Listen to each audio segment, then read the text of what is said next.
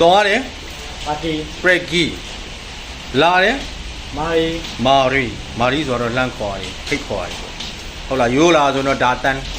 โอเคမာရီနဲ့ပဲပြောကြပါစို့လာခြင်းနဲ့ ဆူရာမာရီ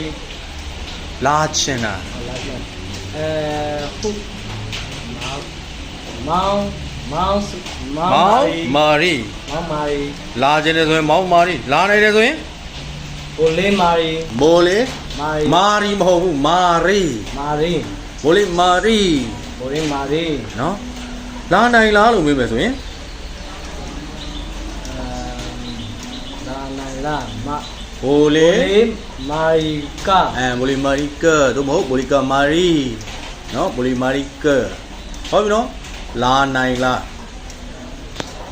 အဲ့မှာဘက်ကပါတော့လာသည် ဘက်ကလာရီပဲ နော်လာသည်ရဲ့နေရာမှာတခြားမီးလေးတွေသုံးလို့ရပါတယ်ဟုတ်လားအလွယ်ဆုံးကတော့တို့ဆရာတို့မာရီတို့ပရက်ဂီတို့နဲ့ပဲဥပမာပေးတော့ပါတယ်နော်လုံနိုင်တာတွေပြောနိုင်တာတွေစားနိုင်တာတွေသွားနိုင်တာတွေဟုတ်လားအမျိုးစုံမျိုးစုံဘက်နေရာကိုပြောင်းပြောလို့ရပါတယ်နော်အဲ့ဒါတော့โอเคသွားတာက Preggy သွားခြင်းနဲ့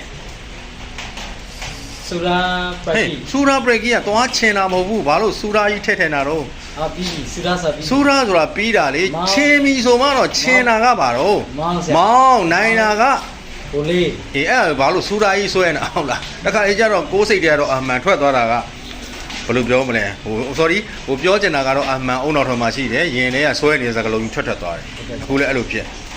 ဟုတ်လားဆူရာပရက်ဂီကပါတော့ ဆူရာပရက်ဂီကသွားပြီး သွားပြီးပြီမသွားသေးဘူးဆိုရင် တ